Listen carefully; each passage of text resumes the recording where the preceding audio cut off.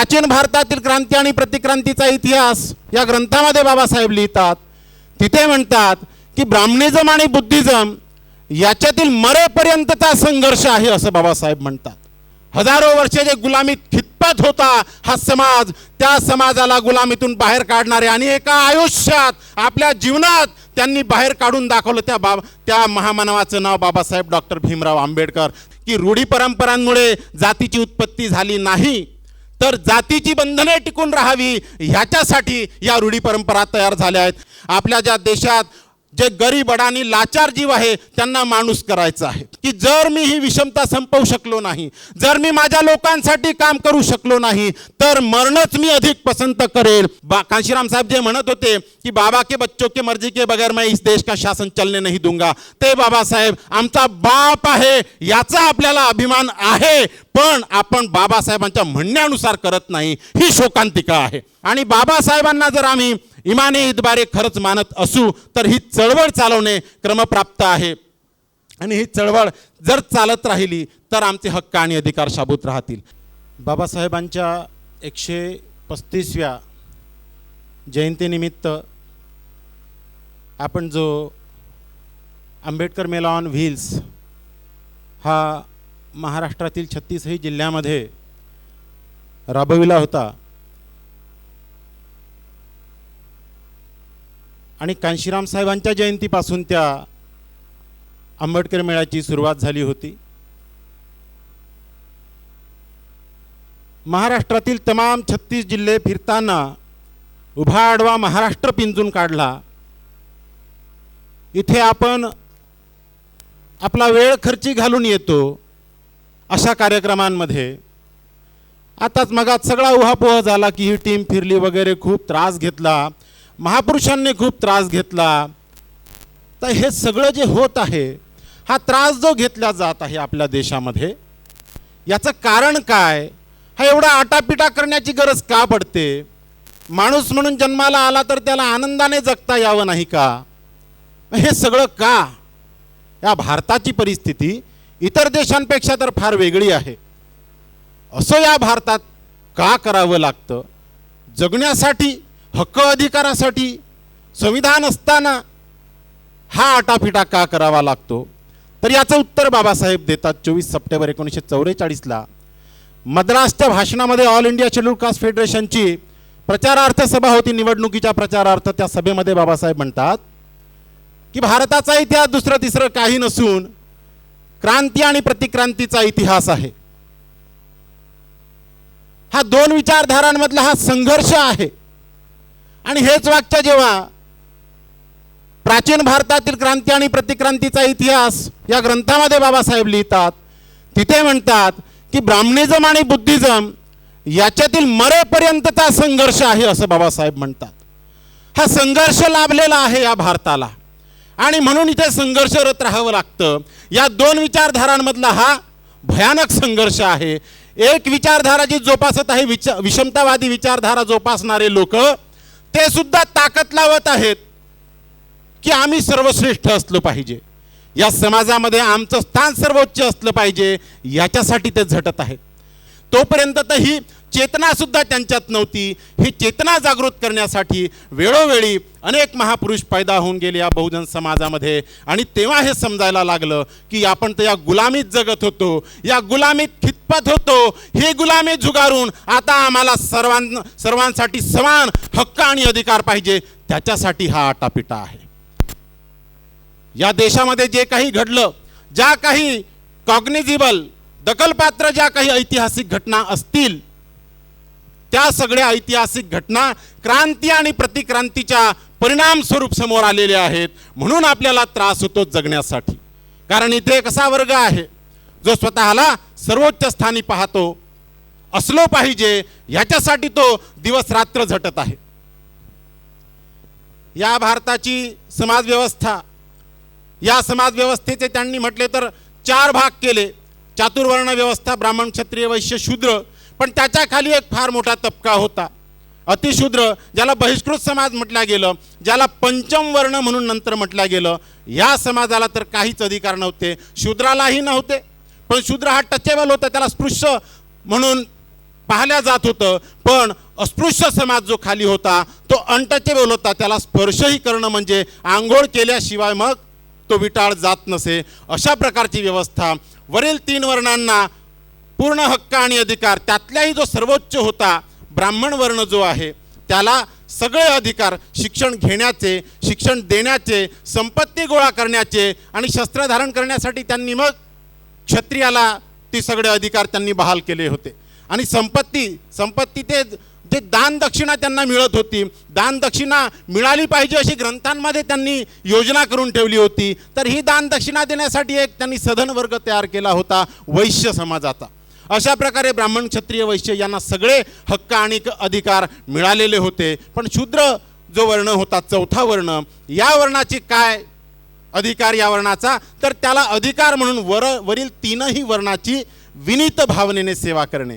विनीत भावनेने म्हणजे फक्त सेवा करायची, मोबदला मागायचा नाही. जर त्याची इच्छा झाली वरच्या वर्णातल्या माणसाची की याला काही द्यावं तर तो देईल, हुजूर तक्रार आपण करू शकत नाही. अशा प्रकारे त्या शूद्र समूहाची अवस्था होती. त्याच्या खाली एक फार मोठा तबका होता, अतिशूद्र, बहिष्कृत किंवा अवर्णही ज्याला म्हटला गेला आहे, किंवा पंचम वर्ण. त्या समाजाची तर भयानक अवस्था होती. त्याच्या कमरेला झाडू आणि गळ्याला गाडगं आलेलं होतं. त्याचा विटाळ इतका की त्याला स्पर्श झाला तरी त्याचा भयानक विटाळ होत होता. त्याच्या सावलीचाही विटाळ. त्याने कपडे नवीन घालू नये, नवीन कपडा जर त्याने दुकानदाराला मागितला कसं तरी करून, तर तो दुकानदार त्याला नवीन कपडा, पैसे तर पूर्ण घेत होता पण नवीन कपडा मोबदल्यात देत नव्हता. हे बाबासाहेबांनी लिहिलेलं आहे, ह्या ऐकिवाद गोष्टी नाही.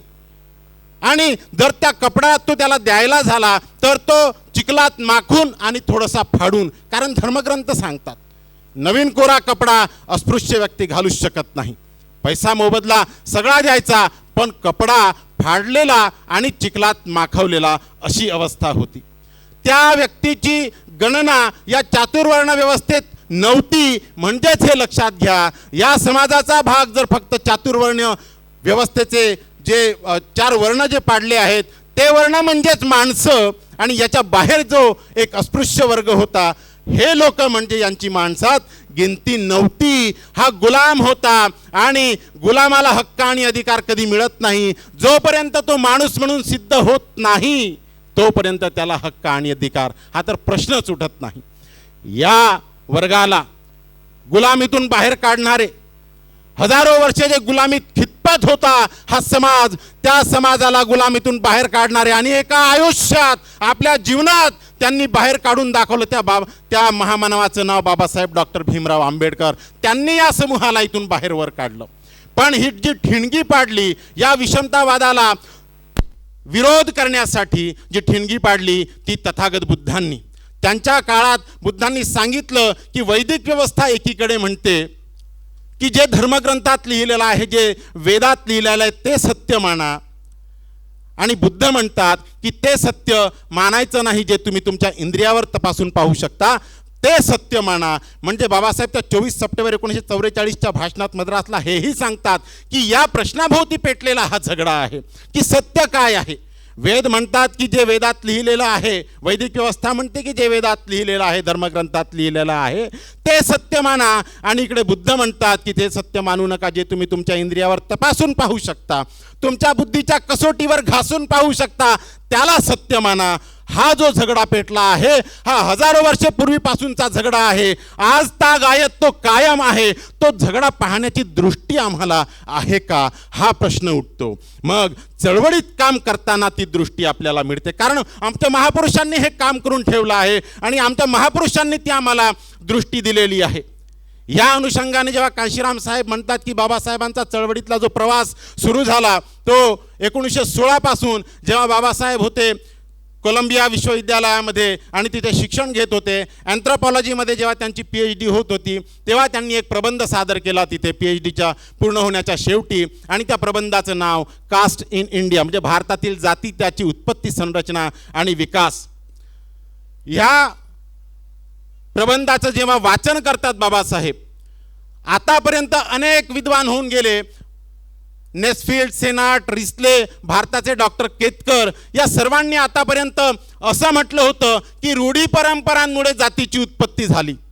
रूढी परंपरांमुळे या जातींची उत्पत्ती झाली आहे आणि म्हणून त्यांच्या वाट्याला असल्या प्रकारचे जीवनं लाभलेले आहेत. पण बाबासाहेब हा विचार खोडतात आणि म्हणतात की रूढी परंपरांमुळे जातीची उत्पत्ती झाली नाही, तर जातीची बंधने टिकून राहावी ह्याच्यासाठी या रूढी परंपरा तयार झाल्या आहेत. आणि बाबासाहेब एकमेव आहेत की इतक्या सगळ्या विद्वानांची मतं खोडून काढतात आणि एक नवं सत्य जगासमोर मांडतात. ते बाबासाहेब तिथून चळवळीला सुरुवात झाली बाबासाहेबांच्या, असं कांशीराम साहेब म्हणतात.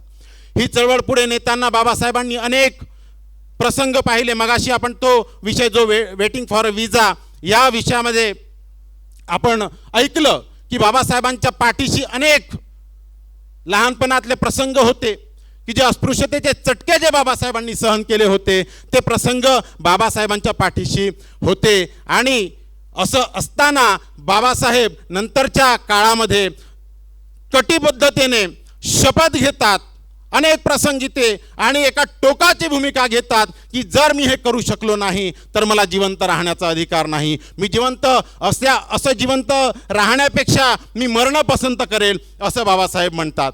कोलंबिया विश्वविद्यालयामधून जेव्हा बाबासाहेब परत येतात अमेरिकेला, ते सयाजीराव गायकवाड महाराज यांच्या शिष्यवृत्तीवर शिकायला गेलेले असतात आणि करार एक झालेला असतो की जेव्हा बाबासाहेब परत येतील तेव्हा बडोदा संस्थानामध्ये नोकरी करावी लागेल 10 वर्षाची. आणि परत येतात बाबासाहेब भारतात आणि बडोदा संस्थानामध्ये नोकरी करायला जातात.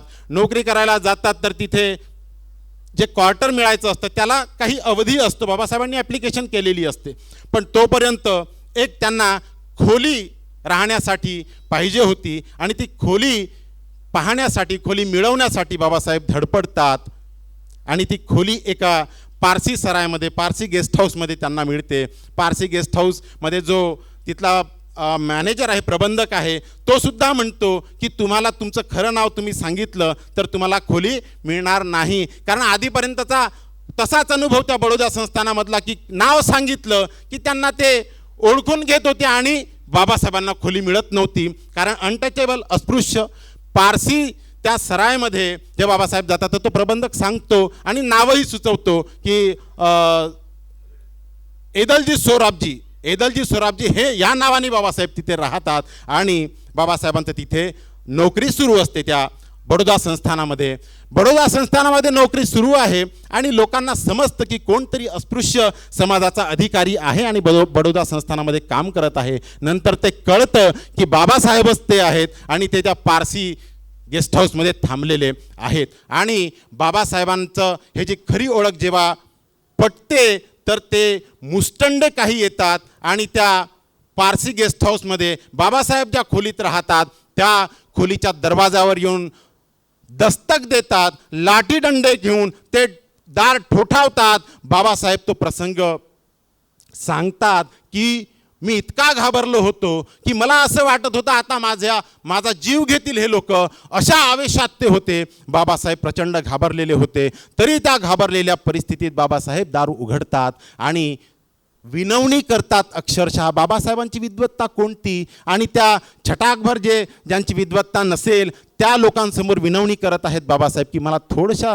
दिवसांची मोहलत द्या, मुभा द्या, मी हे सोडून जाईल. पण त्यांनी ऐकलं नाही आणि बाबासाहेब नंतर आणखी ऑप्शन शोधतात. एक ब्राह्मण मित्र असतो, त्याच्याकडेही बाबासाहेबांचं काही जमलं नाही. कारण ब्राह्मण मित्राने बहाणा बनवला की तू जर आमच्या घरी आला तर माझे नोकर घर सोडून जातील. एक ख्रिश्चन मित्र, त्यानेही बहाणा बनवला, नाही राहता आलं बाबासाहेबांना. बाबासाहेब हैराण परेशान, एक प्रकारे कोलाहल माजलेलं त्यांच्या हृदयामध्ये, त्यांच्या विचारामध्ये. तिकडे तर इतकी वाहवा झाली होती त्या कोलंबिया विश्वविद्यालयामध्ये की 8 वर्षाचा अभ्यासक्रम बाबासाहेबांनी 2 वर्ष 3 महिन्यात पूर्ण केला. इतकी वाहवा त्या कोलंबिया विश्वविद्यालयामध्ये, अख्ख्या अमेरिकेमध्ये की एक असा विद्यार्थी आहे भारताचा. आणि तोच विद्यार्थी जेव्हा भारतात येतो तर बाबासाहेबांची काय अवस्था होते ते बाबासाहेब अनुभव करतात. एका झाडाखाली बसतात. 23 सप्टेंबर 1917चा प्रसंग, ज्याला संकल्प दिवस म्हणतो. आणि एका झाडाखाली बसून बाबासाहेब प्रण करतात की ही जी व्यवस्था आहे, जी माणसाला माणूस समजत नाही, ही विषमतावादी व्यवस्था जर मी बदलू शकलो नाही तर स्वतःच्या डोक्यात बंदुकीची गोळी झाडून मी स्वतःला संपवून टाकेल. या लेवलची बाबासाहेबांची कटिबद्धता होती. जो त्यांच्या पाठीशी जो अनुभव होता तो अनुभव आणि बाबासाहेबांनी नंतरच्या काळात अनुभवलेला जे जे प्रसंग आहेत हे सगळं पाहता बाबासाहेब ती कटिबद्धता, त्या कटिबद्धतेने ते प्रण करतात.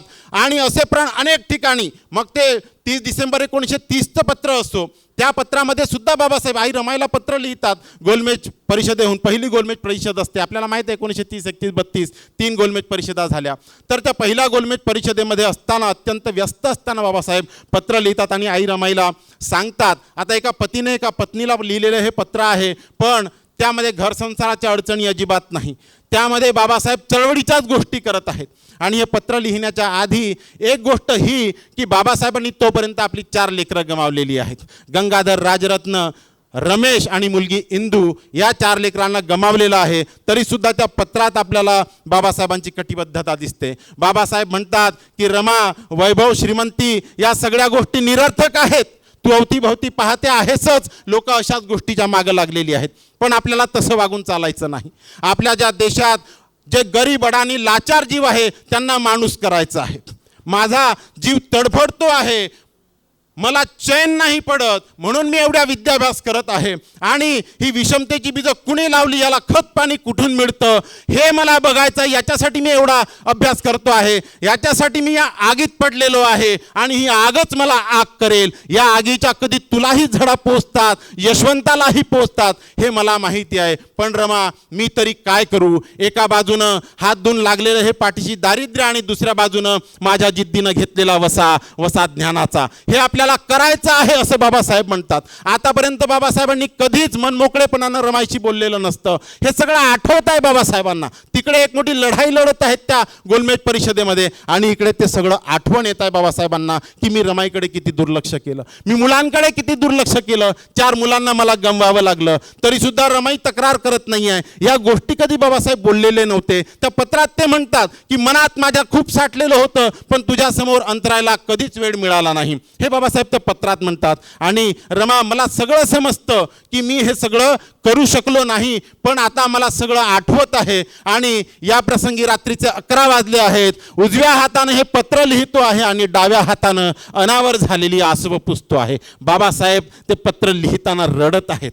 हे आमच्या हक्क अधिकारासाठी तिकडे लढत सुद्धा आहेत आणि आठवत आहेत की किती नुकसान झालं आणि मी लक्ष देऊ शकलो नाही परिवाराकडे, आणि हे सगळं आठवण करून ते रडत सुद्धा आहेत. आणि तिथे पुन्हा ते संकल्प करतात बाबासाहेब की जर मी ही विषमता संपवू शकलो नाही, जर मी माझ्या लोकांसाठी काम करू शकलो नाही, तर मरणच मी अधिक पसंत करेल. आणि बाबासाहेब म्हणतात की आता हे वाचून तुला रड येत असेल रामू, पण मी तरी काय करू. हे सगळं ते या अनुषंगाने बाबासाहेब निश्चय करतात. बाबासाहेब पुढेही अख्ख्या जीवनभर हा निश्चय करताना आपल्याला दिसतात. पुणे कराराचा प्रसंग आहे, तिथे सुद्धा बाबासाहेब म्हणतात ना की एकीकडे बाबासाहेब या तीव्रतेने लढत आहेत की समोरच्या विजेचा खांबाला लटकवून जरी मला फाशी दिली तरी मी हक्क आणि अधिकार जे मिळवून आणले या राऊंड टेबल कॉन्फरन्समधून ते सोडणार नाही. दुसरीकडे गांधीजी प्राणांतिक कुपोषण करत आहेत आणि ते सुद्धा मरायला तयार आहेत. बाबासाहेब सुद्धा मरायला तयार आहेत. ते म्हणतात की समोरच्या विधेच्या खांबाला लटकून फाशी जरी दिली तरी सुद्धा मी हे हक्क आणि अधिकार सोडणार नाही. या लेवलची तीव्रता बाबासाहेबांची. या तीव्रतेने बाबासाहेब लढले आणि आमच्यासाठी एक संविधान देऊन गेले. संविधान देताना हे सुद्धा माहिती होतं बाबासाहेबांना की या देशासाठी या गोष्टी थोड्याशा आता नवीन आहेत. बाबासाहेब 25 नोव्हेंबर 1949ला त्या संविधान सभेच्या शेवटच्या भाषणात म्हणतात की लोकसत्ताक पद्धती भारताला माहिती होती. बुद्धाच्या काळात ती लोकसत्ताक पद्धती या देशात सुरू होती, पण भारताला त्याचा विसर पडला. आता पुन्हा आम्ही लोकसत्ताक पद्धती या भारताला देत आहोत, पण ही लोकसत्ताक पद्धती पुन्हा भारत गमावणार काय ही चिंता वाटते. मला माहीत नाही हे गमावणार काय असं बाबासाहेब म्हणतात. पण पुढे म्हणतात की या भारतामध्ये ही लोकसत्ताक पद्धती गमावण्याची जास्त शक्यता आहे, कारण प्रचंड बहुमत असलेला जर कोणता पक्ष आला तर ही लोकसत्ताक पद्धती पुन्हा त्या सत्ताधीश पद्धतीकडे जाऊ शकते, हा इशारा देत आहेत बाबासाहेब. वेळोवेळी आम्हाला इशारा दिला बाबासाहेबांनी. बाबासाहेब म्हणतात की इतिहास हा केवळ उदाहरण म्हणून नसतो, तर तो सावधगिरीचा इशारा असतो. या 25 नोव्हेंबर 1949च्या भाषणात सुद्धा, संविधान सभेचं शेवटचं भाषण बाबासाहेबांचं, तिथे सुद्धा तो इशारा देत आहेत की संविधान तर मिळालं, पण पुन्हा ही लोकसत्ताक पद्धती आम्ही गमवू की काय, अशी मला म्हणजे शंका वाटते. आणि आम्हाला आगाह करतात बाबासाहेब. आणि आजच्या परिस्थितीत आता ती प्रासंगिकता तुम्ही बघा, काय सुरू आहे. आदिवासींचं डिलिस्टिंग सुरू आहे, SIR सुरू आहे, धर्मांतरबंदी कायदा आलेला आहे. या विषमतावादी धर्माच्या व्यतिरिक्त जो काही बाकीचा समुदाय आहे त्याला नामशेष करण्यासाठी कागदोपत्री सगळं सुरू आहे. उपवर्गीकरण येत आहे. हे सगळं कशासाठी होत आहे? तो क्रांती आणि प्रतिक्रांतीचा इतिहासच आहे, जो पुन्हा रिपीट होत आहे. कारण इतिहास, बाबासाहेब म्हणतात ना की ते इतिहास विसरून चालत नाही, तेच पुन्हा रिपीट होत आहे, हे आपल्याला लक्षात घ्यावं लागेल. मग याच्यासाठी आम्ही काय करावं? याच्यासाठी चळवळ चालवणे क्रमप्राप्त आहे. कितीही विषम परिस्थिती असली तरी आपल्याला ते करणे आहे. जर चळवळ बंद पडली आणि आता असा विचार केला की आता काहीच होऊ शकत नाही, आणि जर चळवळ चालवणं बंद केलं तर मग काहीच हाती उरणार नाही. कांशीराम साहेबांच्या काळात अशीच एक परिस्थिती होती की सगळे लोक म्हणत होते की आंबेडकरवाद अच्छा है लेकिन कामयाब नहीं हो सकता, ये मूवमेंट अच्छी है लेकिन कामयाब नहीं हो सकती. तर मग ते एक शेर आहे ना, जो त्या शायर म्हणतोय कि कौन कहता है आसमान में सुराख नहीं होता, एक पत्थर तो तबीयत से उछालो यारो. आणि कांशीराम साहेबांनी त्या प्रकारे काम केलं जेव्हा सगळे लोक म्हणत होते की काहीच होऊ शकत नाही. पण कांशीराम साहेबांची देण आहे, जो त्यांनी सुराख पाडलेला आहे ना आजच्या त्या राजकीय पटलावर, त्याचे आज सुद्धा आपल्याला दिसत आहेत की त्यांना ओबीसींसाठी आम्ही काही कर्तव्य दाखवण्यासाठी, कारण ओबीसींसाठी फार मोठं कांशीराम साहेबांनी आंदोलन चालवलं, त्यांना नकली OBC PM नेमावा लागला, त्यांना राष्ट्रपती शेड्यूल कास्टचे नेमावे लागले, त्यांना राष्ट्रपती शेड्यूल ट्राईबचे नेमावे लागत आहेत. कांशीराम साहेब जे म्हणत होते की बाबा के बच्चों के मर्जी के बगैर मैं इस देश का शासन चलने नहीं दूंगा, तर आज आपली मर्जी त्यांना विचारावी लागत आहे. हे कशामुळे? तर ते कांशीराम साहेब जेव्हा लोक म्हणत होते की काहीच होऊ शकत नाही, ते कांशीराम साहेबांनी करून दाखवलं. बाबासाहेब आम्हाला इतक्या गोष्टी सांगून जातात, इतक्या हिदायती देतात, आणि आम्ही ऐकत नाही बाबासाहेबांचं. बाबासाहेबांना मानतो खूप, पण बाबासाहेबांना ऐकत नाही. बाबासाहेब म्हणजे कोण? मानववंशशास्त्र, इतिहास, साहित्य, समाजशास्त्र, राज्यशास्त्र, अर्थशास्त्र, शरीरशास्त्र, मानसशास्त्र, संस्कृती व भाषा इत्यादी ज्ञानशाखांचा ज्यांचा अभ्यास अचंब वाटण्यासारखा आहे, ते बाबासाहेब आम्हाला सांगत आहेत. आम्ही ऐकतो कोणाचं? दुसऱ्यांचं ऐकतो. एखादा फॉरेन रिटर्न आहे, एखादा मोठा पदाधिकारी आहे, त्याचं आम्हाला ऐकावंसं वाटतं, पण बाबासाहेबांचं ऐकावंसं वाटत नाही. समाज म्हणजे काय? जातीचे स्वरूप आणि चारित्र्य कोणते? कोणत्या वंशाच्या मानवी शरीराची ठेवण कशी असते? जगभरातील स्वातंत्र्य लढ्याचा इतिहास नेमका कसा आहे? लोकशाही समाज व्यवस्था म्हणजे कशी व्यवस्था? समाजाच्या जडणघडणीत इतिहास आणि अर्थशास्त्र यांचा वाटा कोणता? यासारख्या विषयांवर जेव्हा बाबासाहेब चर्चा करतात तेव्हा अनेक ज्ञानशाखांमधील त्यांचे संदर्भ सहज प्रकट होत जातात. बाबासाहेब विद्वत्ता नाही पाजळत, बाबासाहेब बोलताना हे सगळे संदर्भ स्पष्ट होत जातात. त्या बाबासाहेबांचं ऐकावं की आम्ही ऐऱ्यागैऱ्यांचं ऐकावं, हा सुद्धा प्रश्न आहे. बाबासाहेबांनी दिलेले इशारे आजही तेवढे सत्य होत आहेत. बाबासाहेबांच्या लेखनाचं स्वरूप खंडन मंडनपर असून आपली मते मांडून खंडनही तेवढ्याच बौद्धिक प्रामाणिकपणाने करताना दिसतात. ते बाबासाहेब, असा व्यक्ती अख्ख्या दुनियेत आपल्याला सापडत नाही. ते बाबासाहेब आमचा बाप आहे, याचा आपल्याला अभिमान आहे, पण आपण बाबासाहेबांच्या म्हणण्यानुसार करत नाही, ही शोकांतिका आहे. बाबासाहेबांच्या म्हणण्यानुसार जर आम्ही केलं नाही तर नक्कीच आपली ही पिढी, आता बघा 10-12 वर्षात काय होते ते, आणि येणारी पिढी तर दूरच राहिली. जे हक्क आणि अधिकार अगदी 76 वर्ष झाले जेमतेम आम्ही उपभोगले, आणि हजारो वर्षाची गुलामी बाबासाहेबांनी आमची घालवली आणि मुक्त केलं त्या गुलामीतून, आणि जबाबदारी दिली की आता ही चळवळ तुम्ही तुमच्या खांद्यावर घ्या. आम्ही फक्त 76 वर्ष ते एन्जॉय केले हक्क आणि अधिकार. पुन्हा गळ्याला गाडगा आणि कमरेला झाडू अशी परिस्थिती येईल, बाबासाहेब तेव्हा बोलले होते. आता ते परिस्थिती खरी होताना दिसत आहे. बाबासाहेबांचा शब्द म्हणजे प्रमाण आहे. बाबासाहेबांचं वाक्य म्हणजे काळ्या दगडावर ओढलेली रेग आहे असं म्हटलं तर अतिशयोक्ती अजिबात होणार नाही. जर आम्ही बाबासाहेबांचं ऐकणार नाही तर आमच्या पिढ्या गर्तेत जातील. आम्ही आता ह्या आपल्या उघड्या डोळ्यांनी बघत आहोत. बाबासाहेब म्हणाले होते की आपल्या समाजात म्हणजे अस्पृश्य समाजात जे लोक जन्माला येतात त्यांचा उद्धार करणे आपले कर्तव्य आहे, अशी ज्यांना जाणीव आहे ते लोक धन्य होत. गुलामगिरीवर हल्ला चढवण्यासाठी जे आपले तन मन धन आणि तारुण्य कुर्बान करतात ते धन्य होत. अस्पृश्यांना त्यांची माणुसकी पूर्णपणे मिळेपर्यंत जे बऱ्याची वाईटाची सुखाची दुःखाची मानाची अपमानाची आणि संकटाची वादळाची पर्वा न करता एकसारखे झगडत राहतील ते धन्य होत. बाबासाहेबांनी काही लोकांना धन्य म्हटलं की जे लोक समाजाचं काम करतील. आणि तिकडे 31 जुलै 1956 नानकचंद्र रत्तूजवळ बाबासाहेब एक संदेश देतात, अंतिम संदेश. अंतिम संदेश या शीर्षकाखाली नानकचंद्र रत्तू यांनी बाबासाहेबांच्या संस्मरण आणि स्मृतिया हे पुस्तक लिहिलं आहे. तिथे अंतिम संदेश देतात 31 जुलै 1956 की मग पाहत आहे मी की काही मुठभर लोकांनी माझ्या चळवळीचा फायदा करून घेतला आहे आणि ते स्वतःच्याच आनंदात मग्न आहेत. त्यांना माहिती नाही की किती मोठी अवजड जबाबदारी त्यांच्या शिरावर येऊन ठेपलेली आहे. ते आपल्याच आनंदात मग्न आहेत आणि चालले आहेत सगळे स्वतः असे वाहवत चालले आहेत या जीवनामध्ये आणि त्यांना काहीच असं वाटत नाही की आपण उर्वरित समाजासाठी आपण काही केलं पाहिजे.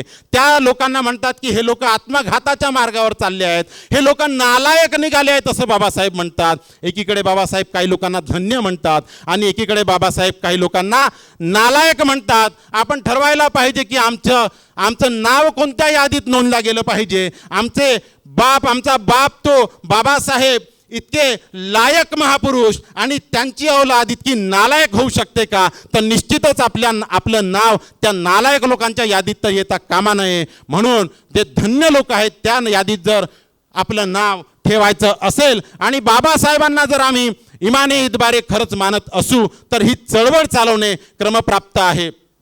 आणि ही चळवळ जर चालत राहिली तर आमचे हक्क आणि अधिकार शाबूत राहतील. आता पाणीचं डोक्याच्या वरून जात आहे की काय अशी परिस्थिती या भारताची आहे. पण असं असतानाही आपल्याला काम करत राहावं लागेल. ते कांशीराम साहेब म्हणायचं ना की अगर जलावन गीला हो तो भी हमें काम करते रहना चाहिए. जलावन अगर गीला हो म्हणजे जे जाळायचं आहे आपल्याला ते ओलं जरी आहे तरी सुद्धा तिथे आपल्याला ते टाकावं लागेल आणि कसं तरी करून प्रयत्न करून तिथून धूर काढण्याचा प्रयत्न करावा लागेल. आणि धूर निघत राहील तर एक दिवस एका लिडरशिपचा असा स्पार्क पैदा होईल की तिथून एक नवं नेतृत्व उभारेल आणि या चळवळीला पुढे नेईल. पण हे सगळं करत राहावं लागेल. ते एक आहे ना की हो गई है पीर पर्वत सी पिघलनी चाहिए. आता खूप त्रास सहन झाला, आता काहीतरी सोल्युशन शोधायला पाहिजे, आता काहीतरी मिळायला पाहिजे आता याचं सोल्यूशन. तो हो गई है पीर पर्वत सी पिघलनी चाहिए, इस हिमालय से कोई गंगा निकलनी चाहिए, हर सड़क हर गली हर नगर हर गांव में हाथ लहराते हुए हर लाश चलनी चाहिए. म्हणजे जे गुलाम आहेत त्यांनी आता बाहेर येऊन हा यलगार पुकारला पाहिजे, या चळवळीत काम केलं पाहिजे.